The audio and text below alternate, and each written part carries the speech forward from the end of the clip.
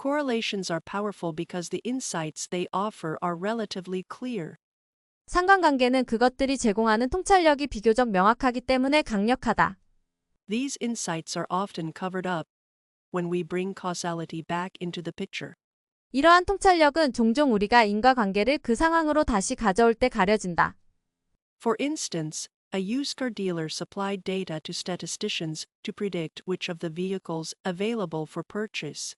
예를 들어 한 중고차 딜러가 경매에서 구입할 수 있는 차량들 중 어떤 차량에 문제가 발생할 가능성이 있는지를 예측하기 위한 데이터를 통계학자들에게 제공했다. A correlation analysis showed that orange-colored cars were far less likely to have defects. 한 상관관계 분석은 주황색 차들이 결함이 있을 가능성이 훨씬 적다는 것을 보여줬다. Even as we read this, we already think about why it might be so. Are orange-colored car owners likely to be car enthusiasts and take better care of their vehicles? 심지어 우리가 이것을 읽으면서도 우리는 이미 왜 그럴지에 대해 생각한다.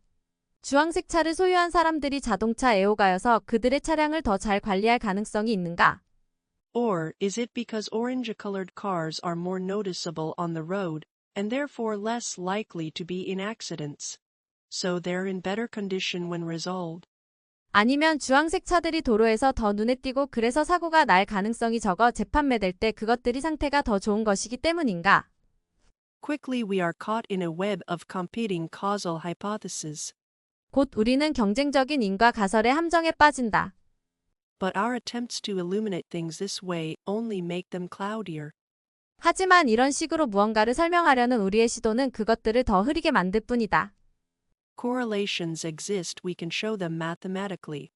상관관계는 존재하며 우리는 그것들을 수학적으로 보여줄 수 있다. We can't easily do the same for causal links. 우리는 인과관계에 대해서는 쉽게 똑같이 할 수 없다. So we would do well to hold off from trying to explain the reason behind the correlations. 따라서 우리는 상관관계의 배후에 있는 이유를 설명하려 하지 않는 것이 좋다. Information encountered after an event can influence subsequent remembering. 사건 후에 마주친 정보는 이후에 기억하는 것에 영향을 미칠 수 있다.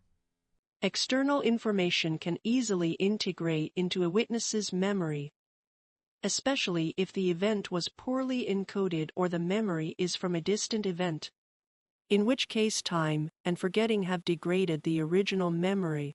특히 사건이 불충분하게 부화되었거나 그 기억이 시간과 망각이 원래의 기억을 저하시켜 온 먼 사건으로부터 온 것이라면 외부 정보는 목격자의 기억에 쉽게 통합될 수 있다. With reduced information available in memory with which to confirm the validity of post-event misinformation, it is less likely that this new information will be rejected. 사건 후에 잘못된 정보의 유효성을 확인하기 위해 기억에서 사용할 수 있는 줄어든 정보를 가지면 이 새로운 정보가 덜 거부될 듯하다. Instead, especially when it fits the witness's current thinking, and can be used to create a story that makes sense to him or her, it may be integrated as part of the original experience. 대신에 특히 그것이 목격자의 현재 생각과 맞고 그 또는 그녀에게 이해되는 하나의 이야기를 만드는 데 사용될 수 있을 때 그것은 원래 경험의 일부로서 통합될 수 있다. This process can be explicit the witness knows it is happening, but it is often unconscious. 이 과정은 명시적일 수 있지만 즉 목격자는 그것이 일어나고 있다는 것을 알고 있다. 그것은 흔히 무의식적이다. That is, the witness might find himself or herself thinking about the event differently without awareness. 즉 목격자는 의식하지 못한 채 그 사건에 대해 다르게 생각하는 그 자신 또는 그녀 자신을 발견할지도 모른다. Over time, the witness may not even know the source of information that led to the new memory. 시간이 지남에 따라 목격자는 새로운 기억으로 이끄는 정보의 출처조차 모를지도 모른다. Sources of misinformation in forensic contexts can be encountered anywhere, from discussions with other witnesses, to social media searches to multiple interviews with investigators or other legal professionals, and even in court. 법정의 상황에서의 잘못된 정보의 출처는 다른 목격자들과의 토론에서부터 소셜미디어 조사들, 수사관 또는 기타 법률 전문가들과의 다중 인터뷰들, 심지어 법정에서까지 어디에서나 마주쳐질 수 있다. Most mice in the wild are eaten or die before their lifespan of 2 years is over. 야생에 있는 대부분의 쥐들은 2년의 수명이 끝나기 전에 잡아먹히거나 죽는다. They die from external causes such as disease, starvation, or predators, not due to internal causes such as aging. 그들은 노화와 같은 내부적인 원인들 때문이 아니라 질병, 굶주림 또는 포식자와 같은 외부적인 원인들로 죽는다. That is why nature has made mice to live, on average, for no longer than 2 years. 그것이 자연이 쥐를 평균적으로 2년 이상 살지 못하게 만든 이유이다. Now we have arrived at an important point, the average lifespan of an animal species, or the rate at which it ages, is determined by the average time that this animal species can survive in the wild. 이제 우리는 중요한 지점에 도달했다. 동물종의 평균 수명 또는 그것이 노화하는 속도는 이 동물종이 야생에서 생존할 수 있는 평균 시간에 의해 결정된다. That explains why a bat can live to be 30 years old.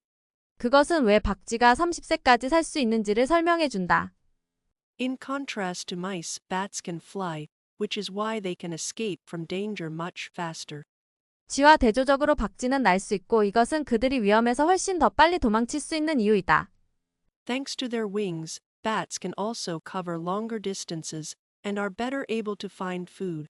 그들의 날개 덕분에 박쥐들은 또한 더 긴 거리를 이동할 수 있고 먹이를 더 잘 찾을 수 있다.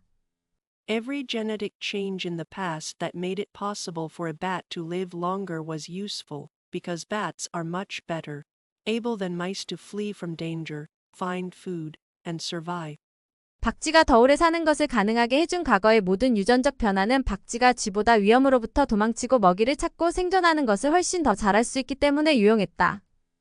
The size of a species is not accidental. 종의 크기는 우연한 것이 아니다. It's a fine-tuned interaction between a species and the world it inhabits. 그것은 한 종과 그것이 서식하는 세계 사이의 미세 조정된 상호작용이다. Over large periods of time, size fluctuations have often signaled significant changes in the environment. 오랜 시간에 걸쳐 크기의 변동은 종종 환경에서의 상당한 변화를 나타내왔다. Generally speaking, over the last 500 million years, the trend has been towards animals getting larger. 일반적으로 말해서 지난 5억 년 동안 그 경향은 동물들이 점점 커지는 쪽으로 되어왔다. It's particularly notable in marine animals, whose average body size has increased 150-fold in this time. 그것은 특히 해양 동물들에게서 두드러지는데 그들의 평균 몸 크기는 이 시기에 150배로 증가해왔다. But we are beginning to see changes in this trend. 하지만 우리는 이 경향에서 변화를 관찰하기 시작하고 있다. Scientists have discovered that many animals are shrinking. 과학자들은 많은 동물이 작아지고 있다는 것을 발견해왔다. Around the world, species in every category have been found to be getting smaller. And one major cause appears to be the heat. 전 세계적으로 모든 범주의 종들이 점점 작아지고 있는 것으로 발견되어 왔고 한 가지 주요 원인은 열인 것으로 보인다. Animals living in the Italian Alps, for example, have seen temperatures rise by 3 to 4 degrees Celsius since the 1980s. 예를 들어 이탈리아 알프스에 살고 있는 동물들은 1980년대 이후로 기온이 섭씨 3에서 4도까지 상승하는 것을 보아왔다. To avoid overheating, Chamez goats now spend more of their days resting, rather than searching for food, and as a result, in just a few decades, the new generations of Chamez are 25% smaller. 과열을 피하기 위해서 샤무와 염소들은 이제 먹이를 찾는 것보다 휴식을 취하는 데 더 많은 그들의 날들을 보내고 결과적으로 단지 몇십 년 만에 새로운 세대들의 샤무아는 25% 더 작아져 있다. For a long time, random sampling was a good shortcut. 오랫동안 무작위 추출법은 좋은 지름길이었다. It made analysis of large data problems possible in the predigital era. 그것은 디지털 시대 이전에 상당한 데이터 문제 분석을 가능하게 했다. But much as converting a digital image or song into a smaller file results in loss of data, information is lost when sampling. 그러나 디지털 이미지나 노래를 더 작은 파일로 변환하는 것이 데이터 손실을 유발하는 것과 마찬가지로 추출을 할 때 정보가 손실된다. Having the full or close to the full dataset provides a lot more freedom to explore, to look at the data from different angles, or to look closer at certain aspects of it. 전체 또는 전체에 가까운 데이터 세트를 가지는 것은 탐색하거나 다른 각도에서 데이터를 살펴보거나 그것의 특정 측면들을 더 자세히 보게 하는 자유를 훨씬 더 많이 제공한다. A fitting example may be the light field camera, which captures not just a single plane of light, as with conventional cameras, but rays from the entire light field, some 11 million of them. 라이트 필드 카메라가 적절한 비유가 될 수 있는데 그것은 기존 카메라처럼 한 평면의 빛만 포착할 뿐만 아니라 약 1100만 개에 달하는 전체 라이트 필드로부터의 광선들도 포착한다.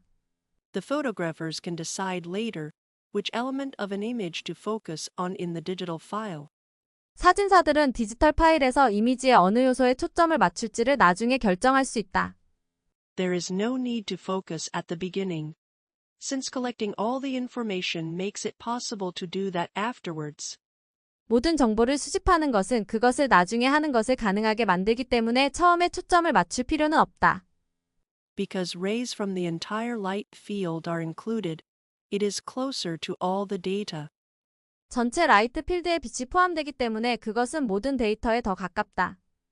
As a result, the information is more reusable than ordinary pictures, where the photographer has to decide what to focus on before she presses the shutter. 결과적으로 사진사가 셔터를 누르기 전에 그녀가 무엇에 초점을 맞출지를 결정해야 하는 일반 사진들보다 그 정보는 더 재사용 가능하다. Introverted leaders do have to overcome the strong cultural presumption that extroverts are more effective leaders. 내향적인 리더들은 외향적인 사람들이 더 유능한 리더라는 강력한 문화적 억측을 극복해야 한다. Although the population splits into almost equal parts between introverts and extroverts, more than 96% of managers and executives are extroverted. 비록 인구는 내향적인 사람과 외향적인 사람 사이에서 거의 동등한 비율로 나뉘지만 관리자와 임원의 96% 이상이 외향적이다. In a study done in 2006, 65% of senior corporate executives viewed introversion as a barrier to leadership. 2006년에 실시된 한 연구에서 기업 고위 임원의 65%가 내향성을 리더십의 장애물로 간주했다. We must re-examine this stereotype, however, as it doesn't always hold true. 하지만 그것이 항상 맞는 것은 아니기 때문에 우리는 이 고정관념을 재검토해야 한다.